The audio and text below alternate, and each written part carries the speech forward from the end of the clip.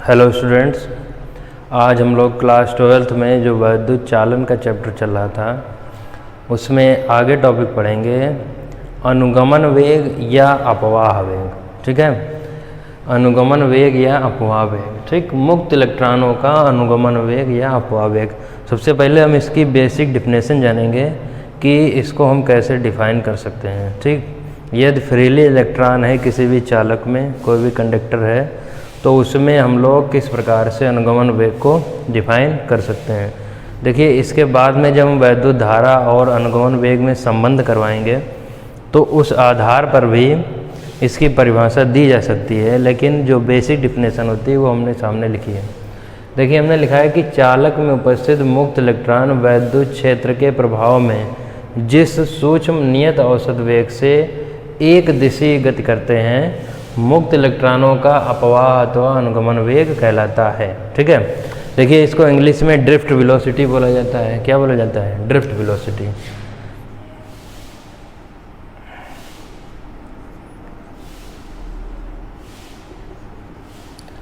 और इसीलिए जो होता है इसको v और नीचे स्मॉल d से प्रदर्शित किया जाता है। v for velocity. ठीक है, कोई भी अगर वेग है तो उसको v से निरूपित करेंगे और d फॉर इसका ड्रिफ्ट हो जाएगा, ड्रिफ्ट वेलोसिटी। ठीक, आपको अपवाह वेग भी मिलेगा और अनुगमन वेग भी मिलेगा। तो इसमें कहा गया कि कोई अगर चालक है उसमें मुक्त इलेक्ट्रॉन वैद्युत क्षेत्र के प्रभाव में जिस सूक्ष्म नियत औसत वेग से एक दिशीय गति करते हैं, एक ही दिशा में गति करते हैं, कौन? मुक्त इलेक्ट्रॉन, तो वो मुक्त इलेक्ट्रॉनों का अपवाह वेग अथवा अनुगमन वेग कहलाता है। इसे Vd से प्रदर्शित करते हैं। पॉइंट आता है कि मुक्त इलेक्ट्रॉनों का अपवाह वेग या अनुगमन वेग कितना होता है, तो लगभग 10⁻⁴ मीटर पर सेकेंड का होता है। इसके आगे देखते हैं मुक्त इलेक्ट्रॉनों के जो अपवाह वेग है और वैद्युत धारा उसमें संबंध क्या होता है, उसको हम लोग इसके बाद में बताते हैं। देखिए, आगे देखते हैं अनुगमन वेग तथा वैद्युत धारा में संबंध। ठीक, तो देखिए अनुगमन वेग और वैद्युत धारा में संबंध को हम किस प्रकार से निकालेंगे।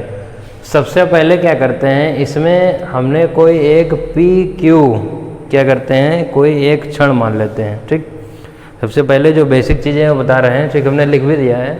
कोई एक PQ एक चालक क्षण है। कौन सी क्षण है? चालक क्षण है, जिसकी लंबाई क्या है? L है। ठीक, जिसकी लंबाई क्या है? L है और उसके अनुप्रस्थ परिच्छेद का क्षेत्रफल A माना गया है। ठीक, और चालक क्षण में जो है ये जो तुमको दिखाई दे रहे हैं ये मुक्त इलेक्ट्रॉन्स अनुगमन वेग Vd से एक दिशा में गतिमान है। ठीक है, चालक क्षण को क्या किया जाता है? विभवांतर V इसके दोनों सिरों को जोड़ दिया जाता है। ठीक, तो सबसे पहली बात ये आती है निकालना कि हमको वैद्युत धारा क्या निकालनी है? वैद्युत धारा। तो देखिए, वैद्युत धारा निकालने के लिए क्या करेंगे, ध्यान दीजिए। क्योंकि हमने बताया था कि वैद्युत धारा जो होता है I = Q/T के इक्वल होता है कि नहीं। तो हमको एक चीज़ आवेश चाहिए, दूसरी चीज़ समय चाहिए अकॉर्डिंग टू दिस। ठीक है, इसके हिसाब से हमको एक आवेश चाहिए कि आवेश की वैल्यू इसके हिसाब से क्या हो सकती है, और दूसरी चीज़ समय जो है क्या हो सकता है। दोनों की वैल्यू हमको निकालनी है। ठीक है, हमको यहाँ से क्या है, चूँकि I इक्वल मालूम है Q/T के इक्वल होता है, यहाँ से Q की वैल्यू और T की वैल्यू निकालेंगे। ठीक, कैसे निकलेगी ये ध्यान दीजिए। देखिए, सबसे पहले हमने यही लिखा कि कोई एक धातु का तार L लंबाई का है। ठीक, उसके अनुप्रस्थ परिच्छेद का क्षेत्रफल कितना है? A है, और इसके सिरों के बीच विभवांतर V लगाया जाता है, तो उसमें वैद्युत धारा I प्रवाहित होने लगती है। समझ रहे हैं? और यदि तार वे प्रति एकांक आयतन में मुक्त इलेक्ट्रॉनों की संख्या n हो, तब उस कंडीशन में देखिए क्या होगा। ठीक, तो सबसे पहले यहाँ पर हमने क्या लिखा है? सबसे पहले लिखा है कि प्रति एकांक आयतन में मुक्त इलेक्ट्रॉनों की संख्या n मानी है। कितनी मानी है? n। तो देखिए, सबसे पहले हम जब मुक्त इलेक्ट्रॉन की संख्या n बराबर हम क्या लिख सकते हैं कि जो चालक में एकांक आयतन में उपस्थित मुक्त इलेक्ट्रॉनों की संख्या और चालक का आयतन ये किसके इक्वल होगा? कैपिटल N के इक्वल। ठीक, कैपिटल N जो है यहाँ पर क्या है? वो है मुक्त इलेक्ट्रॉनों की कुल संख्या। ठीक है, चालक में उपस्थित मुक्त इलेक्ट्रॉनों की कुल संख्या। ठीक, ये प्रति एकांक आयतन में मुक्त इलेक्ट्रॉनों की संख्या मानी गई है। ठीक, तो इसका जो यहाँ से सबसे पहले निकालेंगे चालक में मुक्त इलेक्ट्रॉनों की कुल संख्या, वो किसके बराबर होगी, जो एकांक आयतन में मुक्त इलेक्ट्रॉनों की संख्या गुणे जो चालक क्षण है उसका आयतन। देखिए इसको तो हमने n माना है, ठीक, इनटू इसका अगर कोई चालक क्षण है इसका आयतन अगर निकालेंगे तो जो अनुप्रस्थ परिच्छेद का क्षेत्रफल है इनटू l हो जाएगा। क्यों, क्योंकि आयतन जो होता है वो क्या होता है, मीटर क्यूब में लिखा जाता है, ऐसे समझ लीजिए क्यूबिक होता है। ठीक, तो इसमें एक इसका क्षेत्रफल ये मान लेंगे और इसकी लंबाई, तो इसका आयतन हो जाएगा कि नहीं, तो ये किसके इक्वल हो जाएगा, AL के इक्वल। ठीक, अब देखिए हमको यहाँ से निकालना है इसका कुल आवेश, चालक का क्या, चालक पर कुल आवेश जो चालक क्षण दी गई थी। ठीक है, तो लिखेंगे चालक क्षण पर कुल आवेश। देखिए आवेश को हमने आप लोगों को बताया था, सबसे पहले जो आवेश का क्वांटीकरण बताया होगा उसमें Q बराबर किसके बताया था, NE के इक्वल, किसके, Q बराबर NE के इक्वल। तो यहाँ पर लिखेंगे N और E, क्यों, क्योंकि ये मुक्त इलेक्ट्रॉन है इसमें, तो ये इलेक्ट्रॉनों की संख्या हो जाएगी। यहाँ पर N की वैल्यू रख दो ये वाली, तो Q बराबर क्या निकलेगा, NaLe निकल आया। ठीक, तो हमने आवेश निकाल लिया। अब हमको क्या निकालना है, समय, क्योंकि धारा में संबंध निकालना है, धारा और अनुगमन वेग में। तो यहाँ पर सबसे पहले क्या आप निकालेंगे, आवेश निकल आया, अब निकालेंगे समय। ठीक, तो समय कैसे निकालेंगे ये समझ लीजिए। समय निकालने के लिए जो चालक क्षण की लंबाई कितनी है, L है। ठीक, और इसमें जो मुक्त इलेक्ट्रॉन है वो Vd वेग से जो है गतिमान है। ठीक, क्योंकि आपको मालूम होगा कि जो चाल बराबर क्या होता है, दूरी बटे समय।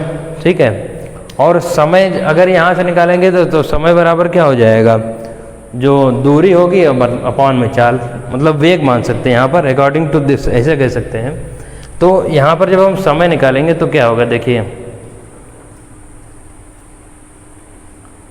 समय बराबर लिखेंगे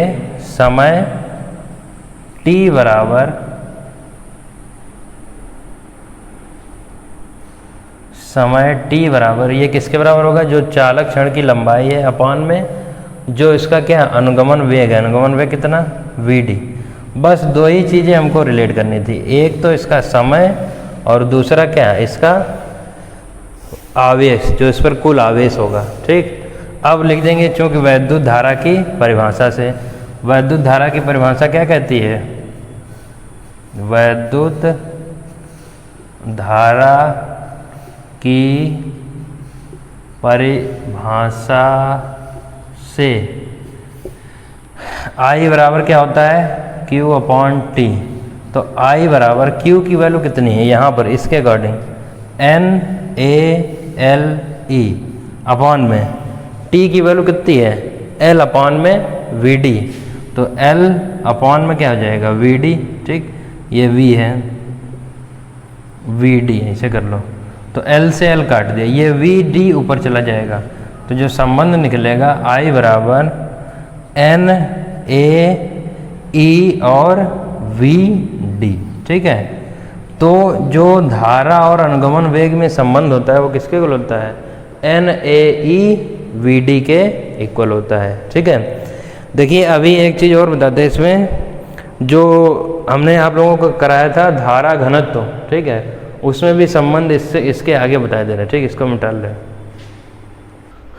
देखिए हमने जो संबंध निकाला है इसमें वो निकला है I बराबर NeAVd के इक्वल। ठीक है, यहाँ पर N जो है मुक्त इलेक्ट्रॉनों प्रति एकांक आयतन में मुक्त इलेक्ट्रॉनों की संख्या है, E चालक पर जो है इलेक्ट्रॉनों का आवेश है, A जो है अनुप्रस्थ काट का क्षेत्रफल है, Vd जो है उसका ड्रिफ्ट वेलोसिटी अर्थात अपवाह वेग या अनुगमन वेग है। ठीक, यदि हम इसके धारा घनत्व में संबंध निकालना है तो धारा घनत्व बराबर हमने क्या बताया था, देखिए धारा घनत्व को जो है J से लिखते हैं, किससे, J से, और J बराबर हमने बताया होगा I अपॉन A के इक्वल। ठीक, J बराबर क्या होता है, I अपॉन A। इसका अगर एकांक आयतन कर दिया जाए तो चालक में प्रवाहित वैद्युत धारा उसके धारा घनत्व के बराबर हो जाती है। ठीक, तो अगर इसमें संबंध निकालेंगे तो I का मान उठा के इसमें रख देंगे, तो J बराबर क्या हो जाएगा, NeAVd वी डी अपॉन में ए, ठीक है, ए से ए काट दो तो जे इक्वल जो निकलेगा वो एन ई वी डी, या वी डी की वैल्यू निकालेंगे तो क्या हो जाएगा जे अपॉन में एन ई, ठीक। यही जो है क्या है, यही अनुगमन वेग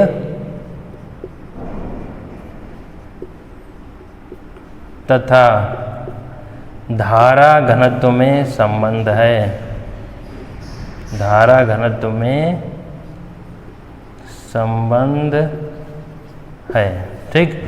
इतना सभी लोग करेंगे। आगे की जो डिस्कशन होगी ओम के नियम और इसके आधार पर अपवाह वेग का निगमन, वो आगे बताया जाएगा।